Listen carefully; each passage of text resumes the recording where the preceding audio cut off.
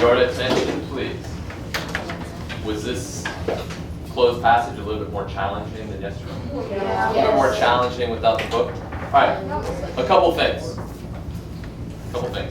First of all, this is important for setting up the little speech that we're going to read.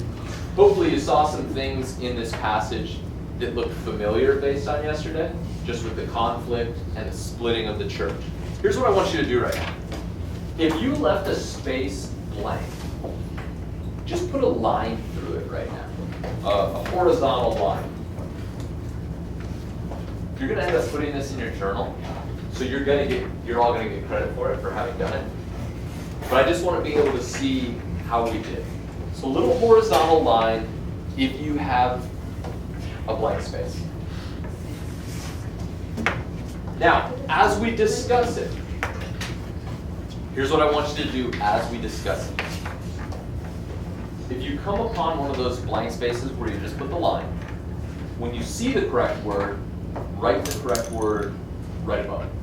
Okay. If you wrote in a word but it's wrong, do this. Just put a line through it, horizontal line, and then write the correct word above it. Okay? So that's all you have to do. Our title here was Pope Urban II and the Call for a Religious Crusade. All right. In 1054, the Christian church split into two churches. The Eastern Christian Church, or Greek Church, in the east, and the Western Christian Church, or Roman Catholic Church, in the west. However, when Muslim Turks captured the holy city of Jerusalem in 1071, Christians in the east asked for help from the Christians in the west. By the 1090s, the Pope decided that he needed to do something. What he did greatly affected world history. In 1095, at a meeting in Clermont, France, Pope Urban II gave a powerful speech urging Christians to go to battle against the Muslims, or infidels, as Europeans call them. During this speech, Pope Urban II called on Christians to begin a holy war against the Muslims.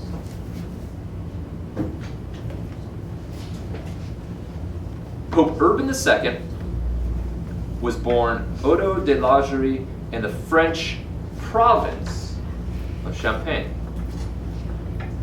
He became Pope in 1088 at the age of 46 and served until 1099. Below, and you can't see anything below because I haven't given you the speech yet, okay? But this is the setup or the context for the speech. Below is an excerpt from Pope Urban II's speech, the speech that started the Crusades. In this speech, Pope Urban II compliments the Europeans' background or race, urges Christians to stop fighting against other Christians, as they had been doing in Spain, and encourages them to free Jerusalem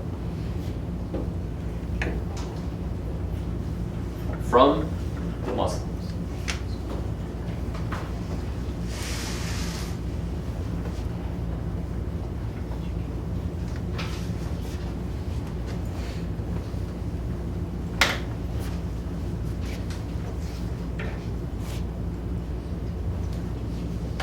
So there is a reference here to one of the conflicts that we looked at yesterday. We looked at the conflict between Pope and King, showing the power of the Pope, but we also looked at the conflict within the church, right? We saw the church split. There became an eastern half and a western half. 50 years after that event, all of a sudden the East needs help. They had broken off and they'd gone their own way, but now they're coming back together. Well, not exactly coming back together. They're asking for help. They're calling the Pope because they know the Pope has power, and they're asking for help. This is setting everything up for us, and it's telling us what it's like right before the turn of the century. In 1096, the city of Jerusalem, okay, where the city where the Holy Land is located, important city for Jews, Christians, and Muslims, but it is now under the control of a Muslim army which has come in and conquered. And the people in the east live in Constantinople. Look at our map right there. Constantinople is pretty close to Jerusalem. So they're feeling a little bit threatened in the east, which is why they're reaching out and they're asking for help. What you're going to get next is you're going to get a speech from Urban II. It's part of his speech. And he is going to try to bring people together so that they can perhaps travel to the Holy Land and try to win back Jerusalem for Christianity. Right? Now, for your homework, what you wrote down was you'll be rehearsing a speech. What we are going to do is we're going to start practicing a speech. Right? It is from Urban. It's pretty short. You won't have to memorize it, but you do need to get good at reading. So here's what I need right now. I need one person from your pair, preferably the other person. The other person who did not get the last handout, to come on over and grab the handout that is on the side counter there. And when you get it, you need one for each person. When you get it, put your name, date, and period on it. Okay? Have someone go over and get it down.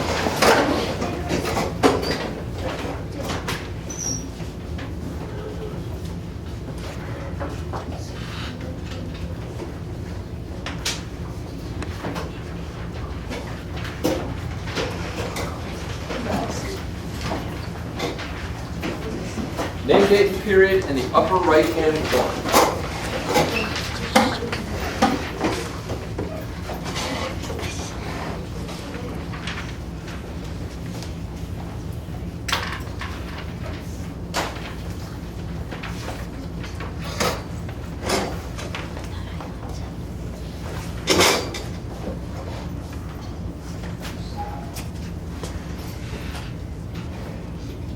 Name, date, and period.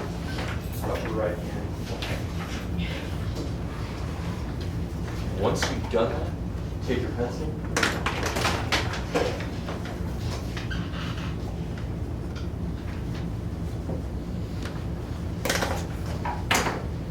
Now we can see that same speech right here, an image of the Pope gathered, or people gathered in front of him so that he can give his speech.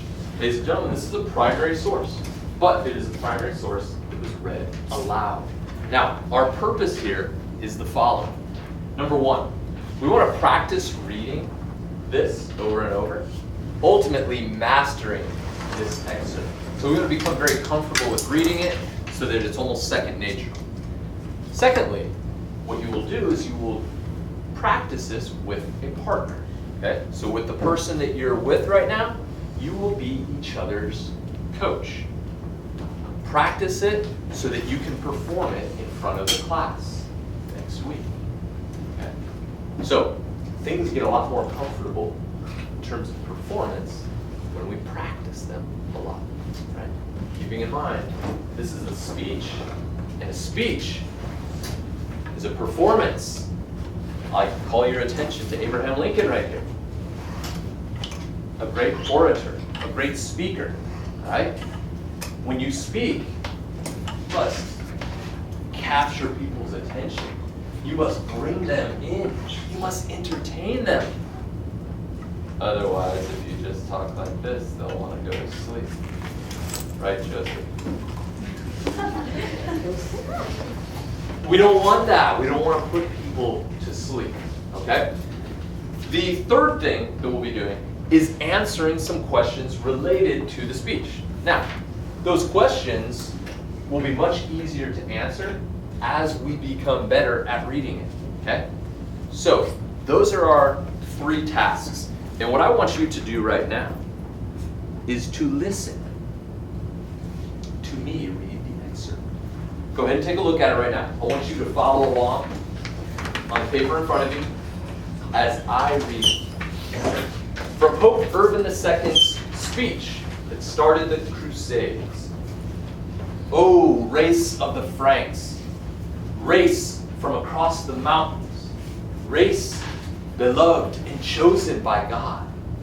As is clear from your many works, you are a race set apart from all other nations by the situation of your country, as well as by your Catholic faith, and the honor which you render to the Holy Church. It has been reported that a race from the kingdom of the Persians has violently invaded the lands of those Christians. Let your quarrels end. Let wars cease. Jerusalem is now held captive by the enemies of Christ. Undertake this journey for the remission of your sins, with the assurance of the imperishable glory of the kingdom of heaven.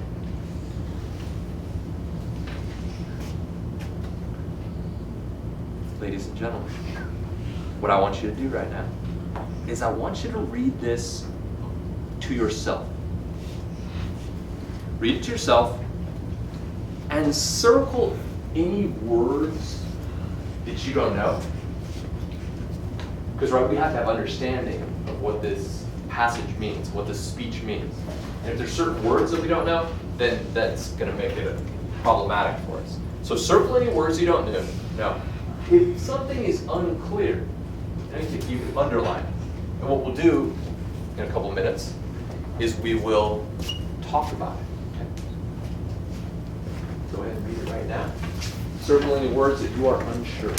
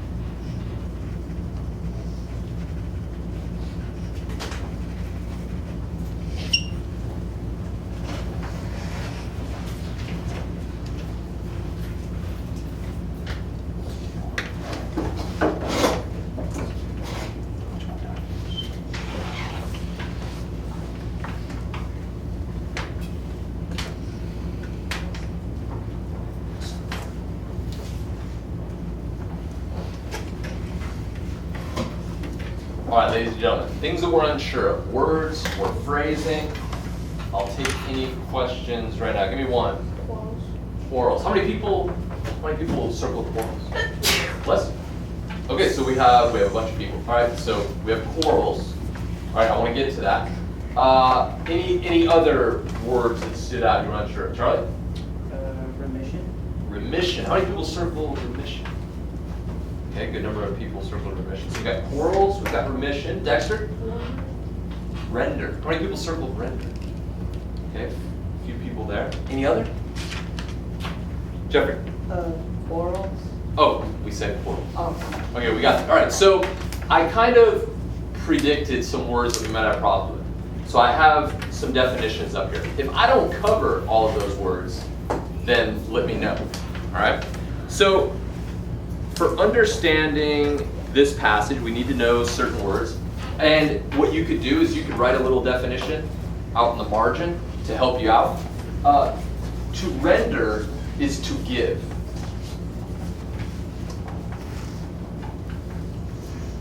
So it's talking about giving honor to the Holy Church. Remission is forgiveness. It talks about remission of sins. Forgiveness of sins. That's what that means. To cease is to stop.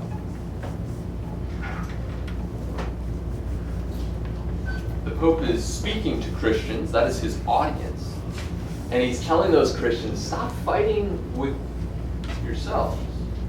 Stop the war between yourselves. That's not where the war should be. Imperishable is something that is lasting forever. You know how if you go to the grocery store, and sometimes if you're at the grocery store, you see perishable goods like fruits and vegetables, right? If something is perishable, what does that mean? Lasting forever. Well, if something is perishable, that means it's not going to last forever. Like it's going to rot. Fruit won't last forever, what? It'll sit on that counter and it'll look good, but one day, that's not going to taste good when you put it in your mouth. It's perishable, right? Same thing with meat. You got to cook it by a certain day. But our word here is imperishable. So it's the opposite of perishable. It means it's going to last forever, right? As I said, a sin is just a bad thing that you do, an offense against moral law in Christianity. The word assurances is a guarantee. I never make any assurances that you will get an A in this class. But I will assure you that if you work hard, you will do well. That's a guarantee that I can make. And one of our words that lots of people have questions with, quarrels. A quarrel is a fight. Nothing upsets moms and dads more than looking at their children and seeing those brothers and sisters quarreling with one another, fighting, right? And so what Pope Urban is saying, he's saying to these Christians in the audience, he's saying to them, don't fight amongst yourselves. Don't quarrel. He's saying, the wars that are between you, stop those. They need to cease. There is something else going on. All right? Are there any other questions about the passage? All right, so what you need to do then is you need to rehearse this with your partner. Now, here is a choice that I am giving you. Because you need to practice, and you need to be able to speak to one another, you need to have a little bit of a quiet place. If everybody is speaking at the same time here, it'll get a little bit challenging to coach one another. Remember? You're trying to point out to each other what sounds good, how they can improve what they say. If somebody mispronounces a word, you gotta coach them. You gotta help them on that, right? So what I'm gonna let you do is I'm gonna let you choose a quiet place. It could be inside of the class, or it could be outside of the class. It's a nice sunny day. You are free to be right in front of the class. Don't go over towards Miss Duncan's room. Don't go past my last window. You can be out on the sidewalk and in the blacktop area, just right out there. But have some space in between you. I don't want to look out there and see 4 or 6 of you jammed together. Space out a little bit so you can interact with your partner and you can rehearse this. I want you to do it at least 2 times. So each of you reading it 2 times and coaching each other, right? You can be out on the blacktop right there, but I don't want to see you in the lunch line. Don't be that far away. I need to be able to call to you so that you can come back in. All right? So your choice, inside or outside. Do you have any questions before you meet up with your partner to rehearse? No questions? Sure. After we rehearse, do we do the questions? Don't worry about the questions just yet. Don't worry about the questions just yet. I'll give you a few minutes. I just want to do question 1. But I'll call you back in and give you some time to do that one. Okay? All right, ladies and gentlemen, you may get up and choose your quiet place.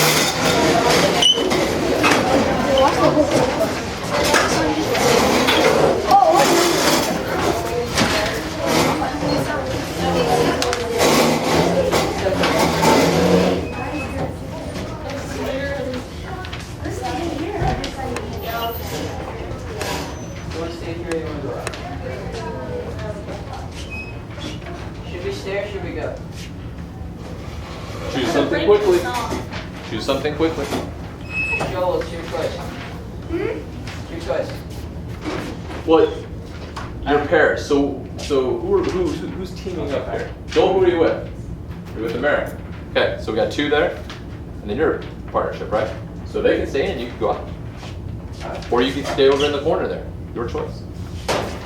Whatever you would like to do. What do you want to do? Okay.